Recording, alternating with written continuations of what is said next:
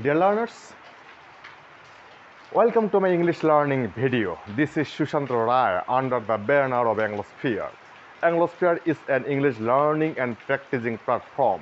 And as we know that Anglosphere generally refers to that region in where people in generally speak in English, and the people living in that region are called Anglophones. My purpose in this regard is to make everyone Anglophones who will come under the banner of Anglosphere.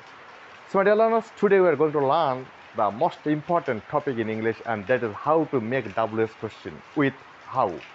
আমরা how word দিয়ে কেমন করে WS question তৈরি করতে পারি তা নিয়ে আজকে আমাদের আলোচনা। কারণ কোশ্চেন তৈরি করতে পারাটা একটা credit, because the more we ask the more we learn. আমরা যতই প্রশ্ন করব ততই আমরা জানতে পারবো। আমাদের কৌতূহল জন্মগতভাবেই, it is our natural instinct to know the unknown, to see the unseen. For this reason, today we are going to learn how to make question with how. How দিয়ে কেমন করে আমরা প্রশ্ন তৈরি করব। Dear learners, how মূলত তিনটি প্রশ্নের ক্ষেত্রে, তিনটি উত্তরের ক্ষেত্রে আমরা ব্যবহার করে থাকি। যেমন কিভাবে, কেমন, কতগুলো, এসব প্রশ্নের উত্তর জানার জন্য আমরা হাউ এর ব্যবহার করে থাকি। যেমন সে কিভাবে ঢাকা গেল, সে কিভাবে আমেরিকা গেল, এই জাতীয় প্রশ্ন আমরা তৈরি করব। How did he go to America, how did he go to Dhaka. কেমন আছো, কুশল জানতে আমরা বা কোনো ব্যক্তি বস্তু কেমন তা জানার জন্য আমরা হাউ ব্যবহার করে থাকি। যেমন হাউ আর ইউ, তুমি কেমন আছো। কতগুলো, কতগুলোর জন্য আমরা হাউ ব্যবহার করে থাকি। তো মূলত এখানে কিছু আমাদের ভিন্নতা রয়েছে। কিছু কিছু ক্ষেত্রে WS ওয়ার্ডের পর পরে অর্থাৎ হাউ এর পর পরে আমরা অক্সিলারি ভার্ব ব্যবহার করব। কিছু কিছু ক্ষেত্রে হাউ এর পরে অ্যাডজেক্টিভ বা অ্যাডভার্ব আমরা ব্যবহার করতে পারি অর্থ প্রকাশের জন্য। যেমন যদি কখনো আমরা সংখ্যা দিয়ে প্রশ্ন করব, সেক্ষেত্রে ব্যবহার করবো হাউ মেনি। আমরা জানি মেনি এবং মাছ, সংখ্যাবাচক নাউনের পূর্বে মেনি বসে, পরিমাণবাচক নাউনের পূর্বে মাছ বসে। তাহলে আমরা হাউ মেনি বা হাউ মাছ ব্যবহার করব, তারপরে আমরা অক্সিলারি ভার্বটি ব্যবহার করব। যেমন সে কতগুলো কলম কিনেছিল, সে কতগুলো কলম কিনেছিল প্রশ্ন করেছি এবং পাস্ট টেন্সে ব্যবহার করেছি। সে কতগুলো, তাহলে কলম যেহেতু আমাদের কাউন্টেবল নাউন, গণনা করতে পারি, তাই গণনা করা নাউনের পূর্বে আমরা মেনি ব্যবহার করব।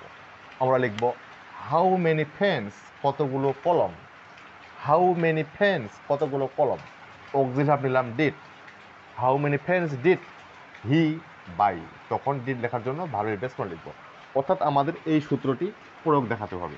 হাউ এর পরে অক্সিলারি, তারপর সাবজেক্ট ভার্ব বাকি অংশ। কিছু কিছু ক্ষেত্রে অক্সিলারির পূর্বে আমাদের এখানে একটি অ্যাডজেক্টিভ ব্যবহার করব। যেমন এখানে আমরা মেনি ব্যবহার করেছি। সে কতটুকু দুধ পান করলো। দুধ মূলত আনকাউন্টেবল নাউন, আমরা 1 2 3 4 করে গণনা করতে পারি না, আমরা পরিমাণ নির্ণয় করি। আনকাউন্টেবল নাউন হওয়ার দরুন আমরা মিল্কের পূর্বে মাছ ব্যবহার করেছি। তাহলে how much milk did he drink, how much milk did he drink, সে কতটুকু দুধ পান করলো। 1 লিটার, অথবা as much as he could, সে যতটুকু পেরেছিল ততটুকু খেয়েছিল। যে কোনো একটা উত্তর হতে পারে। হ্যাঁ, এখন আমরা অনেক সময় কীভাবে তারা প্রশ্ন করে থাকি। যেমন তুমি কিভাবে ইংরেজিতে সফলতা পেলে, তুমি কিভাবে ইংরেজিতে সফলতা পেলে, তারা কিভাবে জীবন ধারণ করে।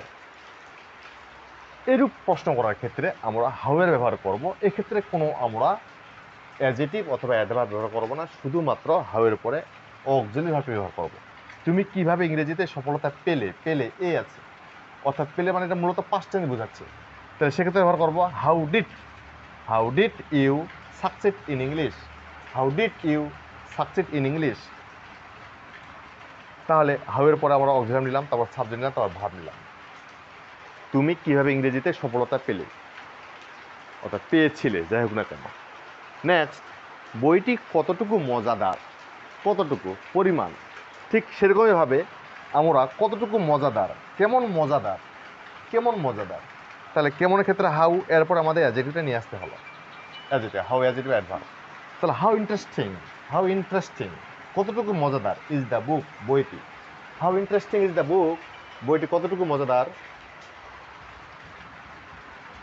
সে কতবার তোমার দেখা করে, সে কতবার তোমার দেখা করে।